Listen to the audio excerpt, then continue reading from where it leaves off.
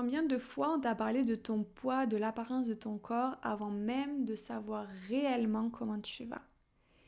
C'est l'expérience de beaucoup de jeunes mamans qui sont en postpartum où leur corps a changé.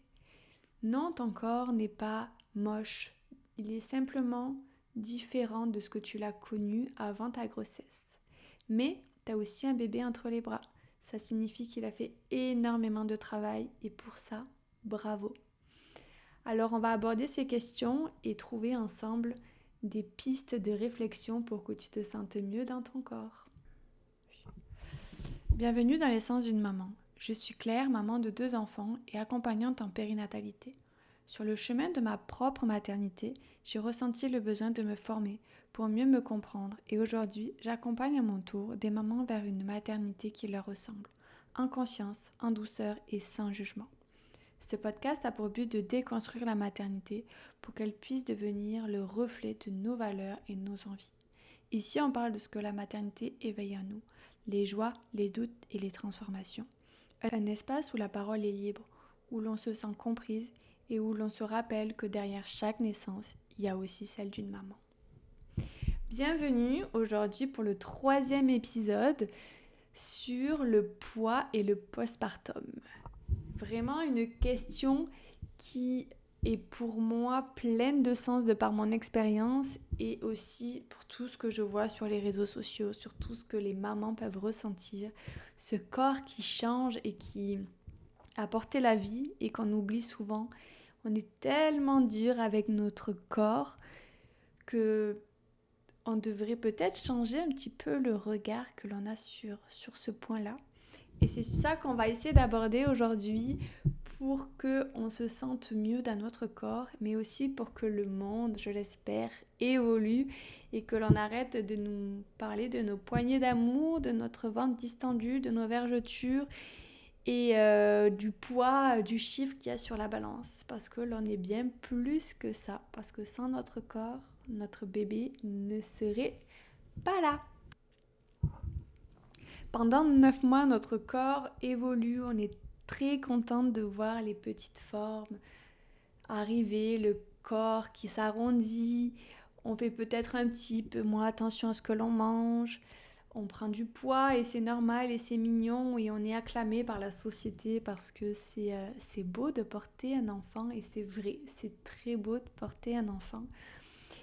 Mais j'ai la sensation, dis-moi si je me trompe, mais du moment où on a accouché, où on a enfanté notre bébé, le corps est devenu tout autre chose que ce qu'il a pu avoir pendant 9 mois, pendant la grossesse.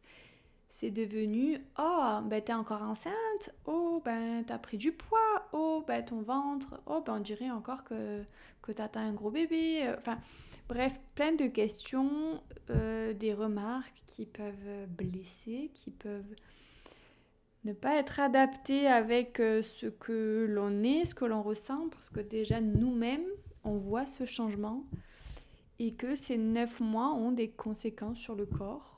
Et qu'il faudrait peut-être être un peu plus bienveillante avec nous-mêmes, mais on n'est pas tellement aidé. Donc on va voir un petit peu comment faire pour se sentir un peu mieux dans son corps. Ici, je ne vais pas parler de sport intensif ou de régime ou de choses comme ça. C'est pas du tout dans mon idée, dans ce que j'ai envie de transmettre. Si c'est bon pour toi de faire du sport, go, va faire du sport. Si c'est bon pour toi de faire un rééquilibrage alimentaire dès que tu as accouché, vigilance pour l'allaitement, ton corps a quand même besoin d'apport, etc. Fais-toi accompagner si tu veux avoir un rééquilibrage alimentaire adapté au postpartum. Mais si c'est ce que tu as envie, vas-y.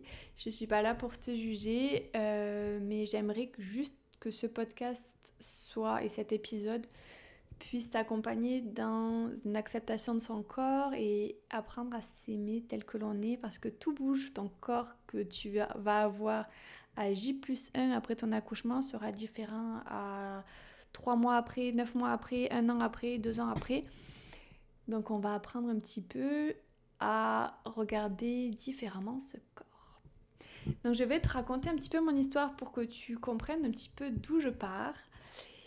et que tu puisses peut-être te projeter dans ce que je vis, parce que j'ai vécu les deux côtés. J'ai vécu la maigreur du postpartum, je sais pas si je peux dire ça comme ça, mais c'est un peu ce que je ressens, et la grosseur, entre guillemets, du postpartum.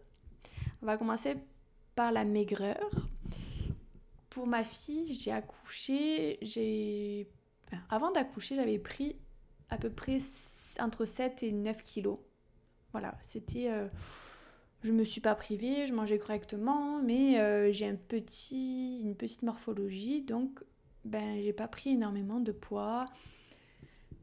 Et puis c'était quand même très stressant parce que les professionnels de santé me disaient que j'allais avoir un petit bébé, que j'étais un petit modèle. Beaucoup de stress autour du poids. Alors que finalement, il n'y avait pas de stress à me mettre sur mon poids. Mais du moment où j'ai accouché, j'ai plus eu ce rapport au corps qui était beau et merveilleux parce que, en fait, rapidement, je sais pas, J+1, J+3, quand je regarde les photos, j'avais plus de ventre. Mon corps était revenu au point zéro. C'est-à-dire que j'avais un ventre plat, je déambulais dans la maternité avec mon petit couffin transparent là. Et en fait, je voyais les mamans, elles avaient du mal à marcher, elles avaient pris du poids, ça se voyait que leur corps avait souffert, etc. Et moi, je remettais mes vêtements comme avant la grossesse, comme si je n'avais jamais eu d'enfant en fait. Et j'ai eu des questions en me disant « Ah ben t'as adopté, ah ben t'as un enfant ». Des questions qui m'ont blessée profondément parce que c'était mon premier enfant et qu'une relation ça se construit. Bon, j'en ai parlé sur mon premier épisode, je t'invite à l'écouter si ça t'intéresse de savoir un petit peu plus sur la maternité quand on n'a pas de vision, pas d'image maternelle claire et précis d'ailleurs. Enfin, tu vas apprendre plein de choses sur ce point-là. Et en fait, tout au long de mon postpartum, ça a été vraiment difficile pour moi de voir que mon corps avait physiquement, aux yeux des gens, pas changé, alors qu'il avait complètement changé. C'était vraiment différent, la texture de ma peau, et puis l'air de rien, j'avais un bébé de 2,9 kg qui était sorti de mon corps et que il fallait du temps. Et j'ai pas été très sympathique avec mon corps. Et je ne l'ai pas aimé. Alors moi qui ai des troubles du comportement alimentaire, ça n'a pas arrangé la chose, on va dire. Je mangeais peut-être moins parce que mon corps me plaisait pas, il était peut-être trop gros, alors que quand je vois les photos, il était loin d'être trop gros, même trop mince. Et plus on me disait que j'étais mince, plus j'avais envie d'être mince. Bref, c'était un peu un cercle vicieux que j'ai mis un point d'honneur à discuter, travailler sur ça pour que je me sente mieux et que mon corps soit reconnu en tant que femme, mais aussi en tant que maman, parce qu'il avait quand même porté un bébé, même si certaines personnes n'ont jamais su que j'avais été enceinte tellement que mon ventre était petit et que c'était possible pour moi de le cacher si je le souhaitais. Qu'est-ce que j'ai fait ? Je vais t'apporter une petite piste ici. Qu'est-ce que j'ai fait moi pour réapproprier mon corps ? Déjà, j'ai demandé à mon conjoint de dire merci à mon corps et à chaque partie de mon corps. Je lui ai demandé d'être reconnaissant parce que sans aucun doute il l'était, mais il ne le verbalisait pas. Et j'avais besoin qu'une autre personne que moi soit reconnaissante de mon corps et qui me mette sur la piste d'être reconnaissante de mon corps. Donc je lui ai demandé de me dire ce qu'il ressentait par rapport à mon corps. Est-ce que j'étais encore désirable à ses yeux, même si j'étais devenue maman ? Ça, c'est aussi notre question. Est-ce qu'il le trouvait beau, mon corps ? Quel était son point de vue sur ça ? Alors, j'ai de la chance inouïe d'avoir un mari qui est très bienveillant et qui me suit souvent dans tous mes délires. Donc, si tu as cette chance d'avoir un mari qui est ouvert à la discussion et ou un compagnon, enfin, c'est pas le sujet, mais une personne qui est là pour toi et à qui tu peux demander d'avoir son retour sur ton corps, comment il le voit. Ça peut même être à ta meilleure amie, ton meilleur ami. comment ils voient ton corps. Et tu vas voir que généralement, ils n'ont pas le même regard sur ton corps que toi, tu peux l'avoir. Et essayer de se détacher de ce regard très jugeant qu'on peut avoir sur son corps, parce que tu ne dirais jamais ce que tu penses de toi à ta meilleure amie, à ton meilleur ami. Et si on changeait ce regard en se disant mon corps, c'est mon meilleur ami, j'en prends soin et je vais le chérir. Je vais le chérir parce qu'il a porté la vie, parce qu'il est beau, parce que même s'il a des vergetures, c'est le signe que tu as porté la vie et c'est le plus beau cadeau que ton corps peut te faire, d'après moi. Donc ça, c'est mon premier conseil que je pourrais donner si tu as du mal à ressentir, à être reconnaissant auprès de ton corps et à reconnaître ton corps. Parce que parfois, on a un peu honte de comment on a évolué, comment on a changé, et ça demande aussi de se reconnecter à son identité qui est un bouleversement total durant le postpartum. Donc ça vient un petit peu rajouter de l'huile sur le feu. L'autre expérience aussi que j'ai eue, qui est totalement différente, c'est pour mon fils, où j'ai pas forcément pris énormément de poids. Je me suis pas pesée pour cette grossesse parce que j'ai compris ce que ça signifiait pour la première. Donc je pense que j'ai pris plus de poids effectivement, tout en étant très correcte dans mon corps. Je me sentais bien, j'ai pas eu de soucis de santé pendant la grossesse, etc. Mon bébé pesait 3,6 kg, donc automatiquement j'ai pris plus de poids, c'est certain. Et j'ai vu mon corps sous un angle un peu plus fort, même si ça ne m'a pas du tout choquée. J'étais vraiment dans l'acceptation cette fois-ci. J'avais beaucoup travaillé sur ce point avant. Mais je me retrouvais quand même avec un ventre un peu flasque, un peu... ce qui est totalement normal, je tiens à te rassurer si tu es dans cette catégorie-là ou dans ce moment-là de ta vie.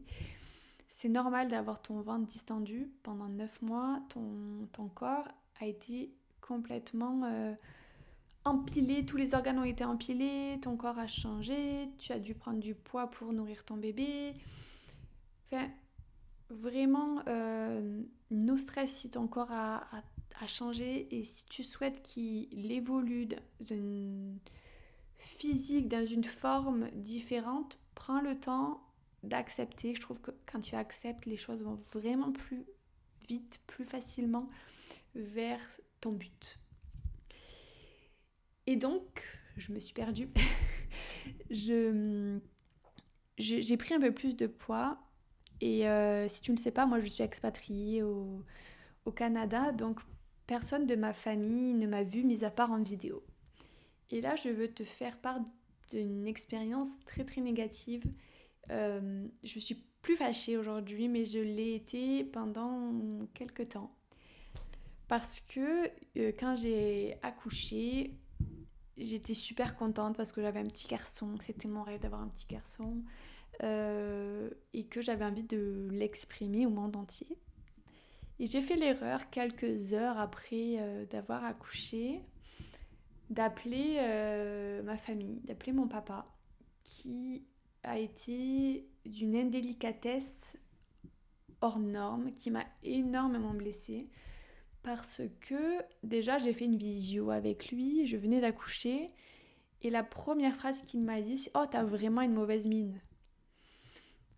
Même si j'avais pas accouché, c'est pas quelque chose que t'as vraiment envie d'entendre, surtout quand t'es en fin de grossesse avec des hormones en feu.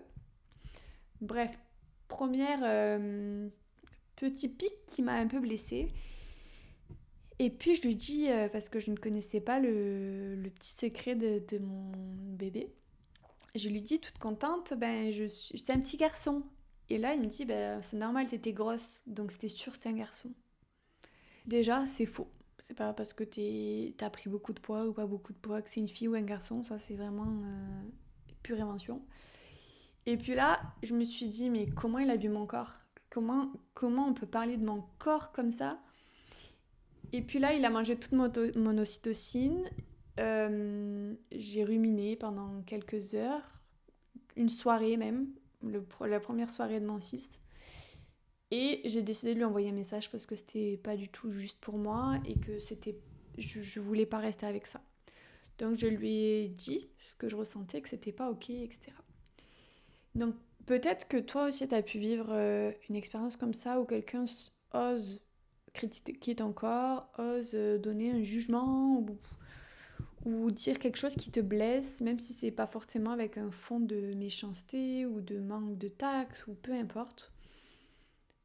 Si ça te fait de la peine, exprime-le. Dis-le parce que sinon ça va te manger à l'intérieur et ça montre aussi que c'est faux. C'est complètement faux de juger un corps et c'est prendre la distance si une personne fait ça. Protège-toi parce qu'en postpartum, tu as les hormones qui sont vraiment chamboulées plus. Tu as besoin de douceur et de bienveillance. Si une personne ne comprend pas ça, éloigne-toi. Le temps que tu sois prête psychologiquement à faire différemment, à prendre les choses avec de la distance. Moi, je sais que si un jour j'ai un troisième enfant, je ne l'appellerai pas tout de suite parce que j'ai besoin de me protéger, que je ne veux plus jamais vivre ce que j'ai ressenti. Surtout quelques heures après mon accouchement, c'est non merci. Voilà, petit aparté sur des expériences que j'ai pu vivre sur mon poids et puis comment j'ai pu rebondir. C'est surtout ça qu'il faut retenir, c'est comment on rebondit quand on dit des mots méchants et quand il y a des choses qui sont pas ok pour toi, comment tu prends de la distance. Donc comment tu prends de la distance? Tu dis à la personne là tu m'as blessé, c'est pas cool ce que tu viens de faire. Deuxième chose que je pourrais te dire, c'est parle-en. Si t'as pas le courage ou c'est trop difficile pour toi d'affronter la personne, c'est aussi possible. Parle-en à ton ami, à ton conjoint, même à ton enfant qui vient de naître en disant bah là on a dit quelque chose de vraiment méchant sur mon corps, mais je suis tellement reconnaissant que mon corps il ait pu t'aider à grandir et puis regarde grâce à mon corps regarde ce que j'ai pu créer quoi. C'est incroyable, ton corps il a pu créer un bébé, c'est fou. C'est fou. Donc oui, peut-être que tu as des stigmates, peut-être que tu as des vergetures, peut-être que ton ventre est gros, peut-être que ton ventre est flasque, peut-être que tu as des poignées d'amour, tu as des kilos à perdre. Oui, c'est vrai, peut-être. Mais rien n'est figé. Tu es capable de faire bouger ton corps, de prendre soin de ton corps. Demande qu'on te masse peut-être. Si tu es correct avec ça, si tu te sens assez à l'aise, demande que quelqu'un te masse. Prends un rendez-vous pour un massage postnatal. C'est un super cadeau à demander sur une liste de naissance d'ailleurs. Prends soin de ce corps et chéris-le comme jamais. Vraiment, qu'il soit maigre, qu'il soit gros, qu'il soit...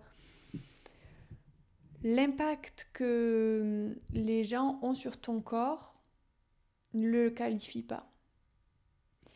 Et je sais que ce que je vais dire c'est vraiment difficile parce que on est tellement nombreuses et je m'inclus là-dedans à avoir du mal, mais de changer de regard sur ce corps et de l'aimer comme jamais. De l'aimer comme si tu parlais à une meilleure amie, parler avec beaucoup d'amour à ce corps. La dernière petite chose que j'aimerais que tu puisses faire si ça résonne en toi, prends toujours ce qui t'intéresse d'ailleurs dans ce podcast. Hein. Si ça résonne pas, ne le fais pas, mais si ça résonne, vas-y, prends ce temps pour toi parce que ça peut changer ta perception des choses. Ce que je trouve beau, c'est d'écrire une lettre à ton corps, de l'écrire. Tu peux, si tu es enceinte, l'écrire quand tu es enceinte et l'écrire aussi quand tu es en postpartum. Mais si tu es en postpartum, tu peux aussi le faire très bien comme ça et de lui dire tout ce que tu ressens. Tu peux lui faire une lettre d'amour, une lettre où tu peux lui dire tout ce que tu lui reproches aussi. Et brûler celle ou déchirer celle où tu lui reproches plein de choses. Peut-être celle que tu peux lui dire là t'as déchiré, j'ai mal. Là j'ai des hémorroïdes, j'ai mal. Là je me sens pas en accord avec l'image que j'ai. Je me reconnais plus. je sais plus qui je suis. Écris tout ça et déchire-le. Mais par contre, fais aussi une autre lettre avec tout ce que ça t'a apporté. Parce que oui, peut-être que tu as des vergetures, oui, peut-être que ton corps est flasque, oui, peut-être que tu as des bourrelets, enfin bref, peu importe le changement que ton corps a pu avoir, mais remercie-le parce que grâce à lui, tu as ton bébé entre les mains et c'est le plus beau cadeau, je pense. Donc si c'est quelque chose qui résonne en toi, lis-le aussi à voix haute. Le fait de le lire à voix haute, ça va permettre d'entendre et de prendre conscience de tout ce que ton corps a fait.